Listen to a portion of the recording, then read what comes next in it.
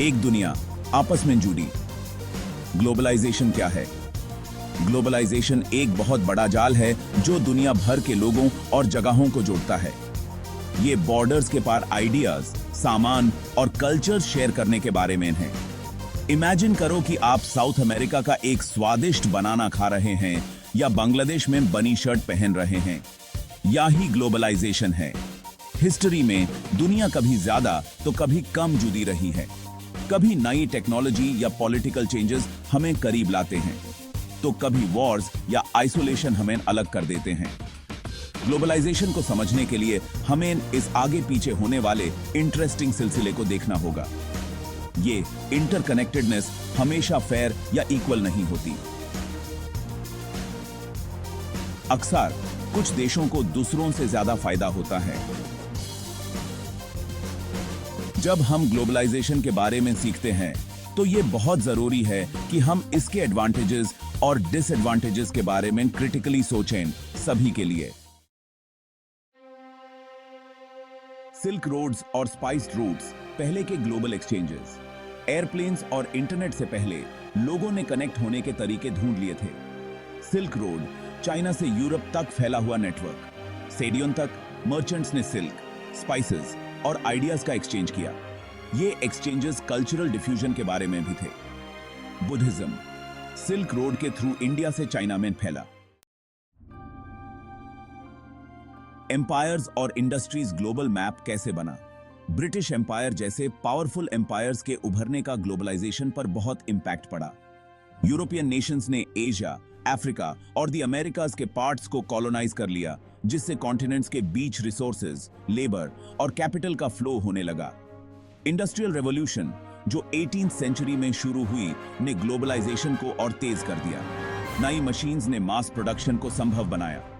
इन goods के लिए raw materials की जरूरत और नए मार्केट्स की तलाश ने यूरोपियन नेशंस को अपने कॉलोनियल एम्पायर्स का विस्तार करने के लिए प्रेरित किया। स्टीम इंजन के इन्वेंशन ने ट्रांसपोर्टेशन में रेवोल्यूशन ला दी। तेज शिप्स और ट्रेन्स ने दूर दूर तक गुड्स और लोगों को ले जाना आसान बना दिया, जिससे दुनिया और सिकुड़ी। इस एरा में ग्लोबल ट्रेड में पहले कभी ना देखी गई बढ़ोतरी देखने को मिली। सेक के बिम बेमे बेकित्सा की है। Section 4 wars and walls, globalisation की परीक्षा। 20th सेंचुरी के दो वर्ल्ड वॉर्स ने ग्लोबली कनेक्टेड वर्ल्ड के आइडिया को परखने का काम किया। वर्ल्ड वॉर 2 के बाद यूनाइटेड नेशंस जैसे इंटरनेशनल ऑर्गेनाइजेशंस का फॉर्मेशन पीस और कॉपरेशन को बढ़ावा देने के लिए किया गया। कॉन्फ्लिक्ट्स के बावजूद ग्रेटर ग्लोबल कनेक्शन की इच्छा बनी रही।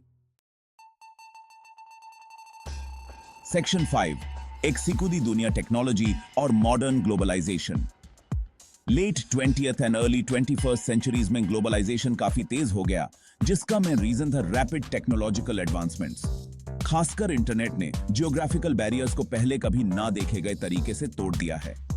आज हम दुनिया भर के लोगों के साथ तुरंत कम्युनिकेट कर सकते हैं, दुनिया के किसी भी कोने से इंफॉर्मेशन एक्सेस कर सकते हैं और अपने कल्चर्स को ग्लोबल ऑडियंस के साथ शेयर कर सकते हैं। इस इंटरकनेक्टेडनेस की वजह से इंटरनेशनल ट्रेड में तेजी आई है। कंपनीज अलग अलग कंट्रीज में मटेरियल सोर्स कर रहे हैं और गुड्स मैन्युफैक्चर कर रहे हैं। ग्लोबलाइजेशन के इस एरा की पहचान मल्टीनेशनल कॉरपोरेशंस का राइज और बॉर्डर्स के अक्रॉस कैपिटल, इंफॉर्मेशन और लोगों का बढ़ता फ्लो है। इससे एक ग्लोबल कंज्यूमर कल्चर का ग्रोथ हुआ है, जहां दुनिया भर के लोग सिमिलर टेस्ट्स और प्रेफरेंसेस शेयर करते हैं। सेक्शन 6 सिक्के के दो पहलू, ग्लोबलाइजेशन का असर। ग्लोबलाइजेशन ने काफी चेंजेस लाए हैं, पॉजिटिव और नेगेटिव दोनों। इसने डेवलपिंग कंट्रीज में नए जॉब्स और अपॉर्चुनिटीज क्रिएट करके लाख्स ऑफ लोगों को पॉवर्टी से बाहर निकाला है।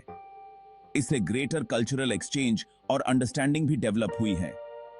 हाउएवर, ग्लोबलाइजेशन की आलोचना भी हुई है इनइक्वालिटी बढ़ाने के लिए। क्रिटिक्स का कहना है कि इससे प्राइमरीली वेल्थी नेशंस और कॉरपोरेशंस को फायदा होता है, जिससे डेवलपिंग कंट्रीज में एक्सप्लॉयटेशन और एनवायरमेंटल डिग्रेडेशन होता है। फ्यूचर के लिए चैलेंज ये है कि ग्लोबलाइजेशन के पॉजिटिव एस्पेक्ट्स का यूज करते हुए इसके ड्रॉबैक्स को एड्रेस किया जाए। इसके लिए international cooperation, fair trade practices और सस्टेनेबल डेवलपमेंट के लिए कमिटमेंट की जरूरत है। ग्लोबलाइजेशन की कॉम्प्लेक्स हिस्ट्री और मल्टीफैसेटेड इंपैक्ट्स को समझकर हम सभी के लिए एक मोर जस्ट और इक्विटेबल वर्ल्ड की तरफ काम कर सकते हैं।